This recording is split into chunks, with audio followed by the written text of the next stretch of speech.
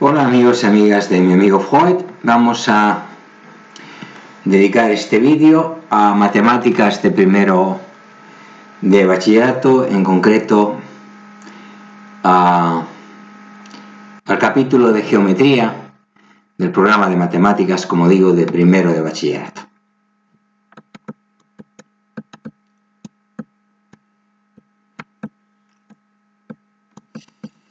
Este programa estaría formado por una primera entrega en relación sobre vectores, una segunda, rectas y problemas métricos, y una tercera, cónicas. El objetivo sería exponer con detalle la geometría analítica en dos dimensiones. La geometría analítica permite describir diferentes elementos geométricos como puntos, rectas, circunferencias, elipses, entre otros. En este vídeo, o en esta serie de vídeos, porque haremos una serie sobre geometría, matemáticas de primero de bachillerato, como digo, me lo han pedido algunos alumnos. Nos centraremos en geometría en dos dimensiones, esto es, que se puede dibujar en un plano. En una próxima serie se verá la geometría analítica en el espacio o en tres dimensiones. La geometría analítica se la debemos especialmente a dos matemáticos franceses del siglo XVII, Pierre de Fermat y René Descartes. Es posible que os suene el nombre si sois estudiantes de bachillerato de años anteriores. Un ejemplo de su influencia es el conocido plano cartesiano, invención de Descartes. Se llama cartesiano por Cartesio, que era el nombre en latín de Descartes. Concepto básico para describir la geometría analítica. La leyenda cuenta que Descartes inventó esta geometría mientras estaba tumbado en la cama observando el vuelo de una mosca, actividad ociosa donde las haya. Se le ocurrió que si ponía en el techo dos ejes y llamaba X e Y a la posición de la mosca con respecto a dichos ejes en cada momento, podría describir su vuelo con una expresión que relacionara las dos variables sin necesidad de dibujar.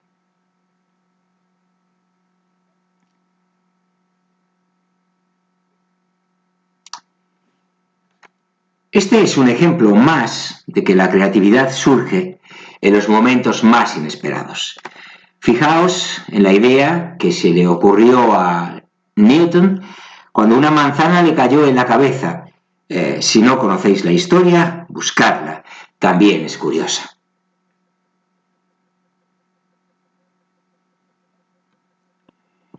El aparentemente simple hecho de determinar una posición mediante coordenadas revolucionó totalmente la geometría, permitiendo representar toda clase de figuras nuevas y estudiar las ya conocidas de un modo muchísimo más eficaz.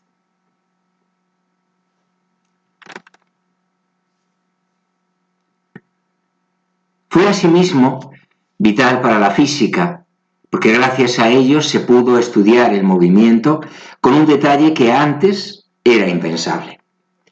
Tanto es así que normalmente cuando una persona aprende la geometría analítica ya no vuelve casi a usar geometría sin coordenadas. Depende, claro, un poco de gustos personales. Sea este o no vuestro caso, esperamos que esta serie os resulte interesante y que podáis apreciar la potencia y la belleza de estos nuevos métodos.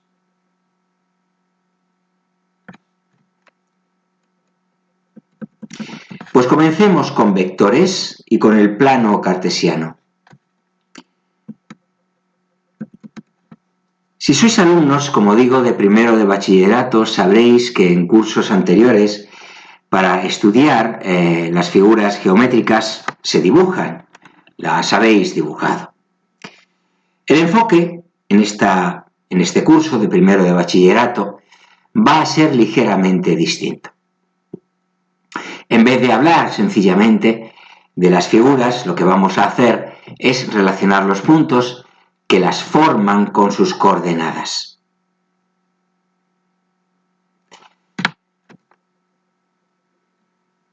De esta forma, dando valores a la coordenada X o la Y, podremos obtener la otra coordenada y así dibujar las figuras en el plano cartesiano. Recordemos muy brevemente qué es el plano cartesiano. Un sistema de referencia cartesiano consiste en dos rectas numéricas perpendiculares llamadas ejes coordenados. El punto en el que se cortan los ejes, O, es el origen de coordenadas. Normalmente lo representamos con un eje vertical y el otro horizontal. Al eje horizontal lo denominamos eje de abscisas o también eje o X, y al vertical, eje de ordenadas o eje o Y.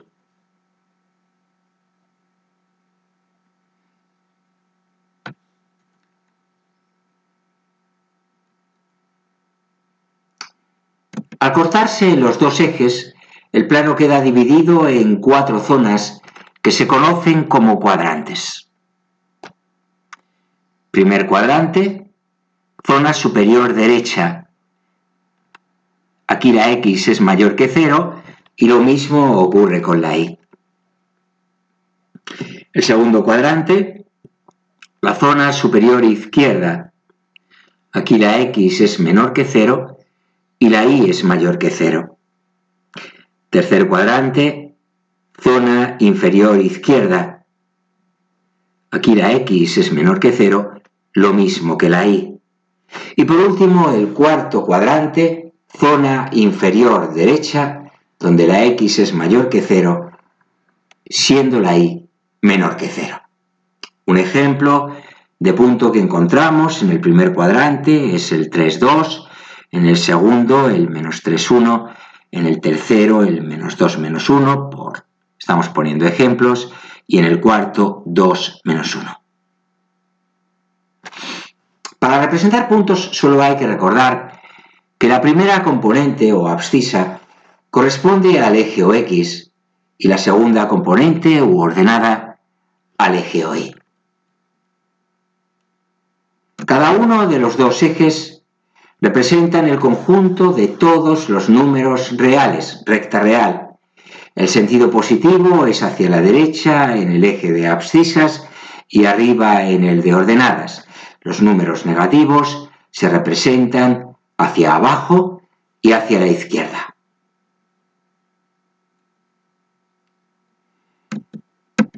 Bueno, pasemos ya a hablar de los vectores en el plano. Un punto no es más que una posición en el plano.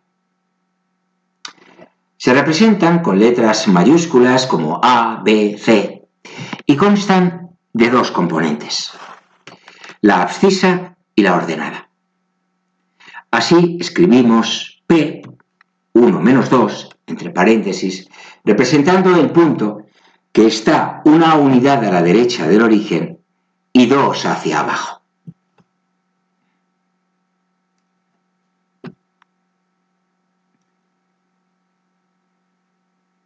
En contraposición, un vector representa un movimiento. Imaginaos que estáis en el punto anterior, P, 1 menos 2, y os queréis mover al punto Q, 3, 1. En ese caso, tienes que desplazarte 2 unidades a la derecha y 3 hacia arriba. Esto es muy largo de decir, por eso se dice simplemente que te desplazas con el vector v y le ponemos una flechita en la parte superior, una flechita que indica hacia la derecha, en este caso, en nuestro caso, 2, 3. 2 unidades a la derecha y 3 hacia arriba. Observad la flecha encima del nombre del vector. Cuando veáis un documento en el que aparezca este símbolo escrito. Bueno, esta flecha se pone para distinguir los puntos de los vectores.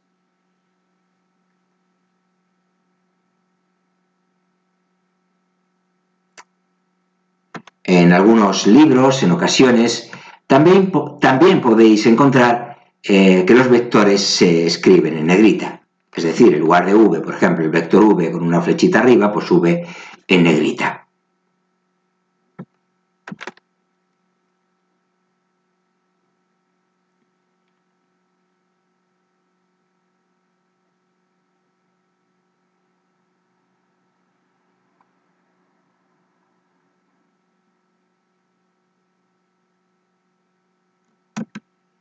Bien, un vector viene dado por una pareja de números, pues AB, y representa un desplazamiento de A unidades en la dirección del eje OX y B unidades en la del eje OY.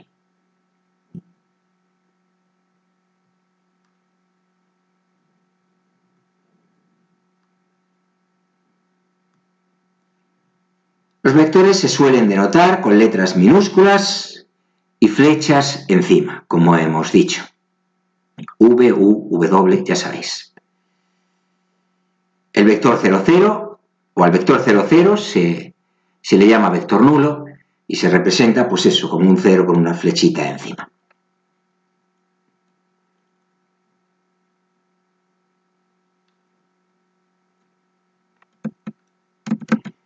Bueno, planteemos una actividad.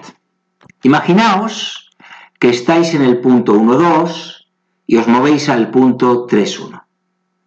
Podrían preguntarnos qué vector representa ese movimiento. Si las unidades están en metros, pues ¿cuántos metros te has movido? También podría preguntarse, ¿verdad? Bueno, la mejor manera de resolverlo es gráficamente. Dibujamos los puntos y los unimos con el vector que corresponda. Vemos entonces que nos movemos 2 unidades a la derecha y una hacia abajo. Es decir, que nos movemos con el vector v 2 menos 1.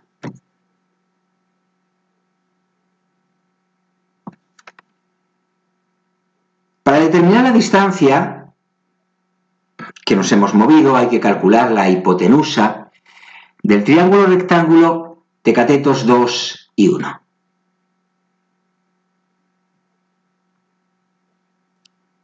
Pero eso es sencillo, ¿verdad? Es simplemente la raíz cuadrada de 2 al cuadrado más 1 al cuadrado, raíz de 5, que es aproximadamente 2,23 metros.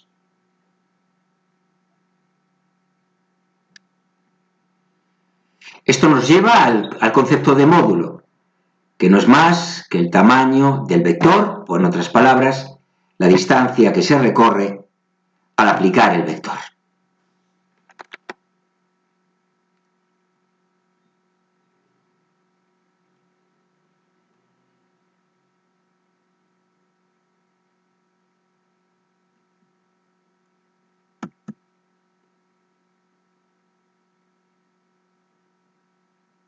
El módulo, si lo decimos formalmente, de un vector v con coordenadas v sub 1 y v sub 2 es, y se representa por el vector v con su flechita, pero con 2 barras verticales, eso indica módulo, es igual al sumatorio, iba a decir, a la raíz cuadrada de v sub 1 al cuadrado más v sub 2 al cuadrado. se representa con una o dos barras. Es decir, como V con su flechita y dos barras a derecha o izquierda, o una barra a derecha e izquierda. Bueno, esta última notación con doble barra es más frecuente en matemáticas. La notación con barra simple, digamos, es más habitual en física. Por último, un vector se dice unitario si tiene módulo 1, pero eso supongo que ya lo sabíais.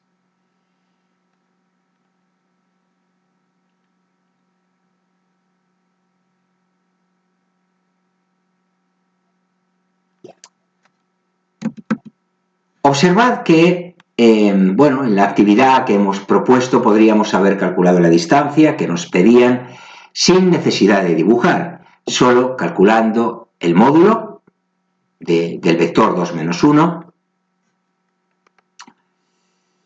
raíz cuadrada de 2 al cuadrado, más menos 1 al cuadrado, raíz de 5 aproximadamente 2,23, que es el resultado que hemos obtenido anteriormente. Observad también que los signos de las componentes no tienen importancia. Eso es lógico, la distancia es la misma si vamos hacia arriba que hacia abajo, ¿verdad?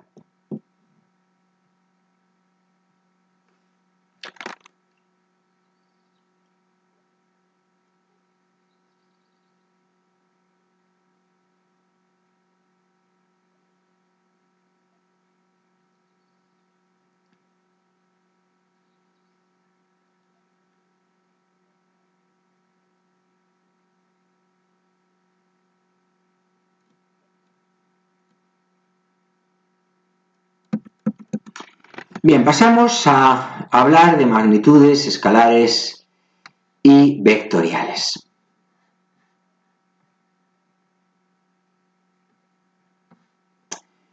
Bueno, es el momento de dar un pequeño paso atrás desde las matemáticas y ver el cuadro desde la perspectiva de otras ciencias, fundamentalmente de la física. La idea de vector aparece de manera natural al estudiar algunas magnitudes. Pensar, por ejemplo, en la fuerza. Decir, aplíquese una fuerza de 3 newtons, tiene tanto sentido como decir, muévase 3 metros.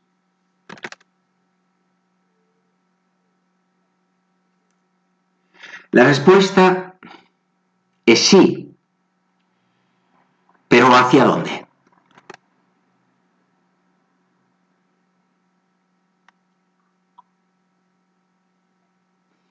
Si me preguntan dónde está mi casa y digo a 400 metros en línea recta, no ayudo mucho. Tendré que decir en qué dirección.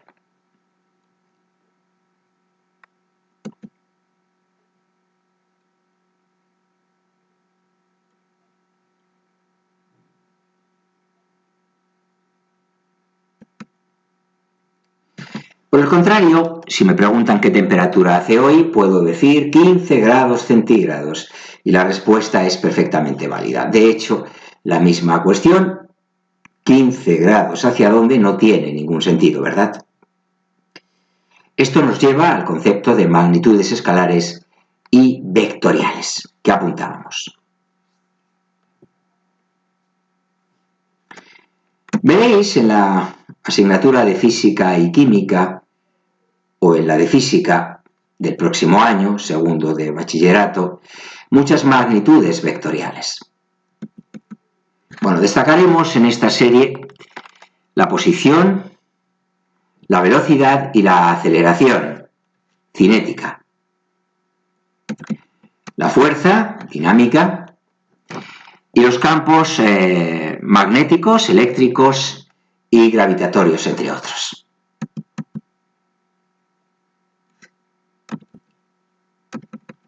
Magnitudes escalares también hay muchas, la temperatura, el trabajo, la energía y la intensidad eléctrica.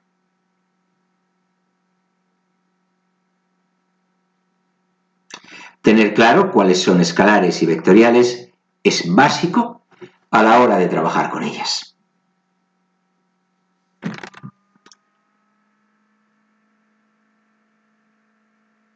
Magnitudes vectoriales, pues, son aquellas que por definición se describen con un vector.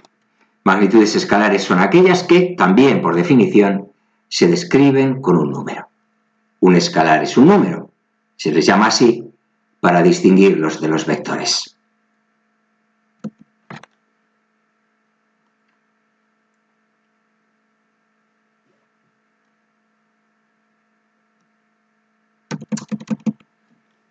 Bueno, a ver, os planteamos. Tenéis que indicar si las siguientes magnitudes son escalares o vectoriales. La fuerza de la gravedad, la masa de un cuerpo y la velocidad. Bueno, es escalar la masa de un cuerpo. La masa de un cuerpo, sí, simplemente la magnitud que hemos indicado como con la letra B. La A y la C son vectoriales, la fuerza de la gravedad y la velocidad. De la fuerza ya hemos hablado y la velocidad solo tiene sentido si indicamos hacia dónde vamos.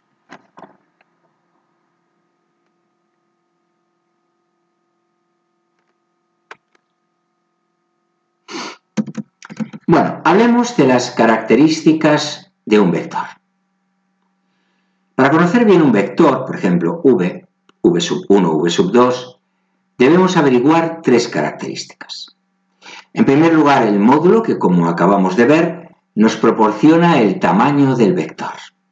En segundo lugar, la dirección, que nos indica algo sobre la recta en la que nos movemos. Es la pendiente de la recta que contiene el vector, dicho de manera más técnica. Puede calcularse como m igual a v sub 2 partido v sub 1. Observad que si v sub 1 es 0, no tiene sentido.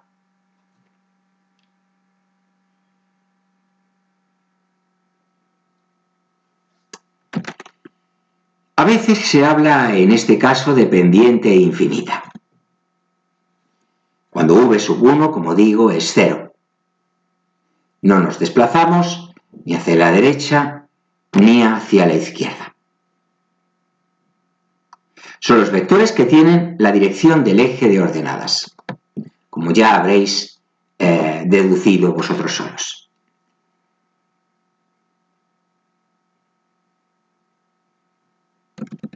En cuanto al sentido, está indicado por la punta de la flecha. Nos muestra si avanzamos en un sentido de la dirección o la contraria.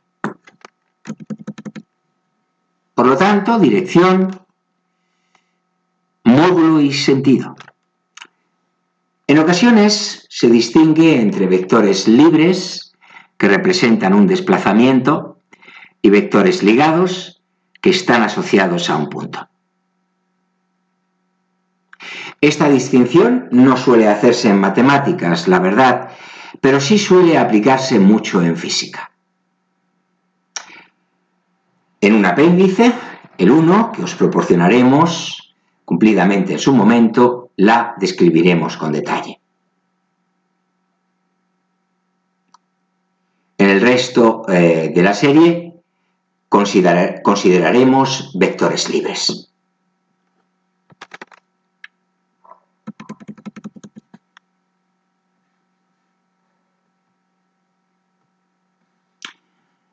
Operaciones con puntos y vectores.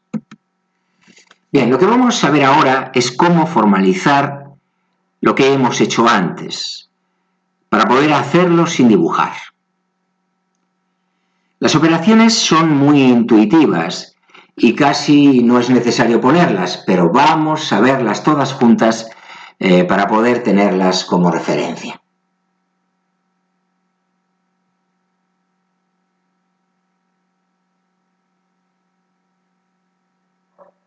Las operaciones entre puntos y vectores son muy frecuentes y útiles.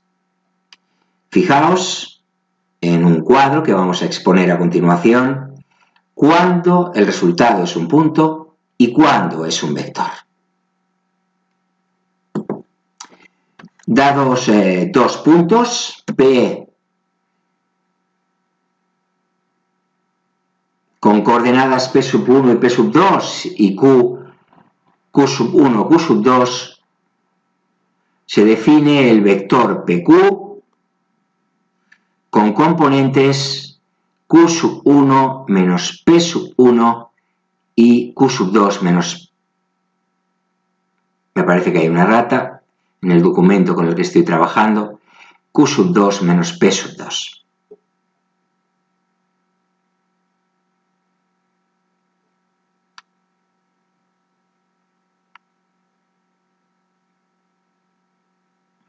Dado un punto P, P sub 1, P sub 2 y un vector V con componentes V sub 1 y V sub 2, su suma es el punto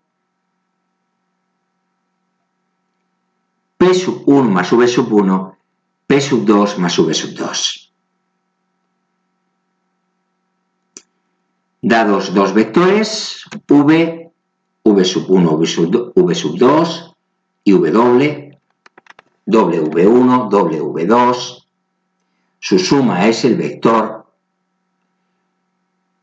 V más W, V sub 1 más W sub 1, V sub 2 más W sub 2.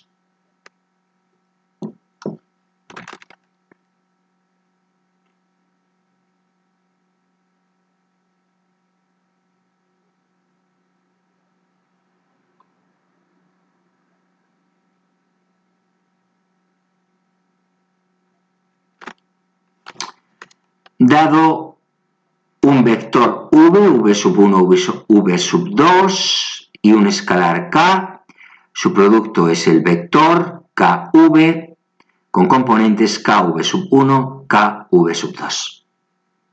Veamos algunos ejemplos.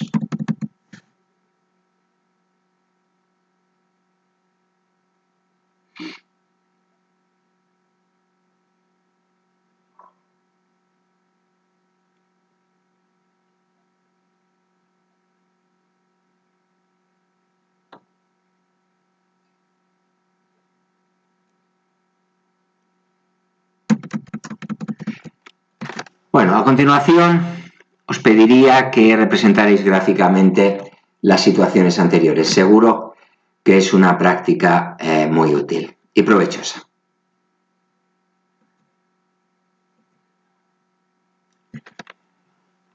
Y que veáis gráficamente un vector entre dos puntos, la suma de un punto y un vector,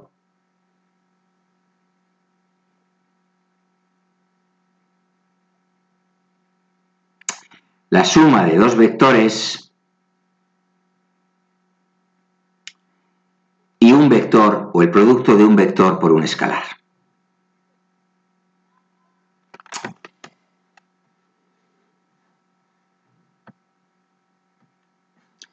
Algunas actividades que proponemos son las siguientes.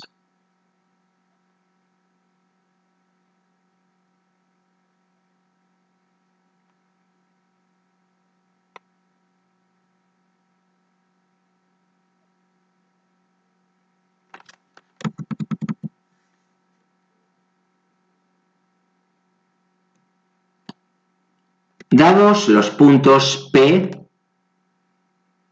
2, 2 y Q, 1, 0, bueno, y R, menos 2, 3, y los vectores V con componentes 1, menos 1, W, 0, menos 2, aquí tan solo dos vectores, tendríais que calcular, indicando si el resultado es punto o vector,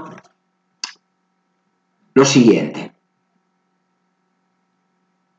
En primer lugar, QP.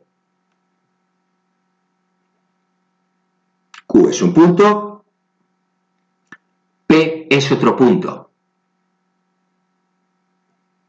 Evidentemente aquí estamos ante un vector con origen en Q y extremo en P.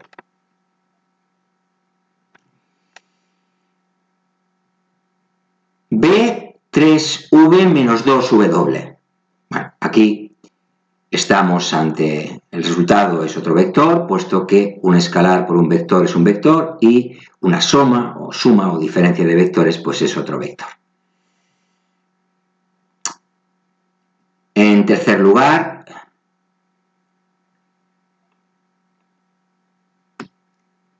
V menos RP. RP es un vector de origen R y extremo P, que son 2 puntos, un vector menos otro vector, nuevamente un vector.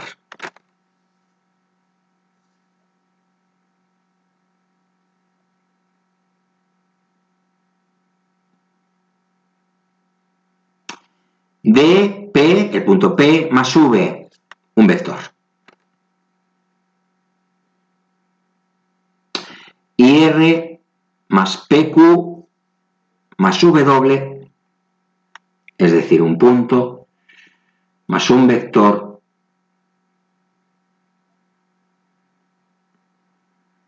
más otro vector, pues otro vector.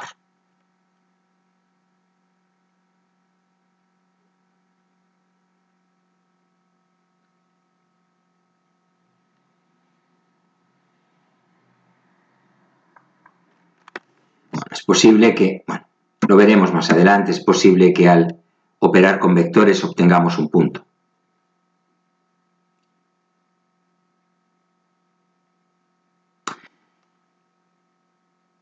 Bueno, es el caso de el vector 0, 0. Si nos movemos en el plano, el vector nulo, del que hemos hablado con anterioridad.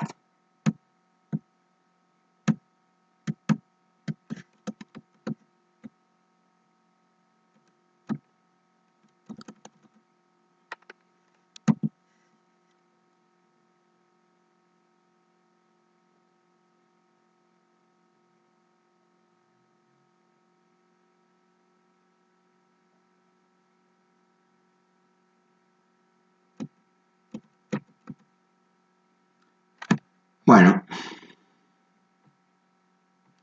lo vamos a dejar aquí.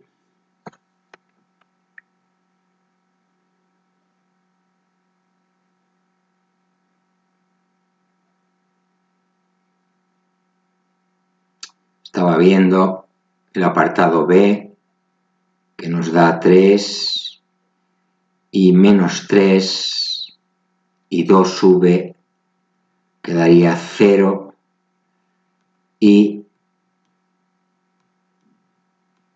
menos 4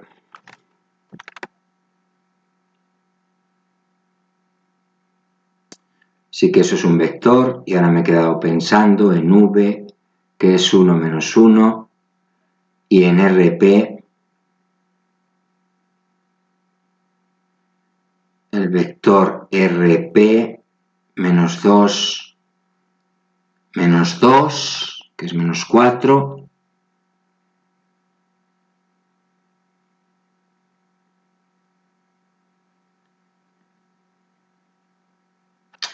y 3 menos 2, que es 1. Sí. Menos 4 y 1, V. Bueno, pues estamos, sí, indicamos siempre que se trata de vectores.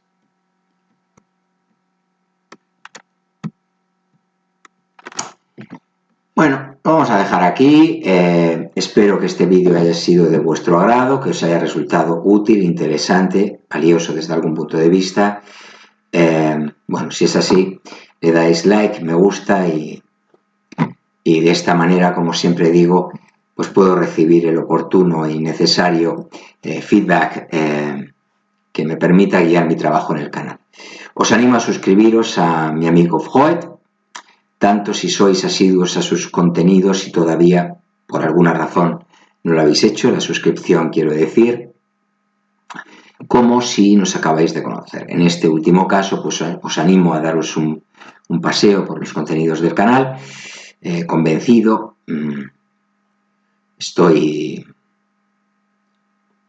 tengo la esperanza, lo voy a decir así, más modestamente, de que tras ello, pues paséis a formar parte de esta gran familia que constituye la audiencia de mi amigo Freud. Mi amigo Freud, también es el vuestro, así ha sido desde siempre y así seguirá siendo, mientras vosotros queráis, puesto que este proyecto tiene sentido por vosotros y por vosotras. Os recuerdo igualmente que mi amigo Freud está siempre encantado de contar con vuestra atención, con vuestra presencia, compañía, por qué no decirlo así, aunque sea a través de una pantalla, con vuestro apoyo y compromiso para con este proyecto que lleva su nombre. Y nada más. Lo dejo aquí. Me despido de todos y todas con un saludo muy afectuoso, con mis mejores deseos para vuestras vidas y con la esperanza de que nos podamos encontrar con ocasión del próximo vídeo que subiré al canal y que os aseguro no tardará en llegar. Que estéis bien. Hasta el próximo vídeo, pues. Chao.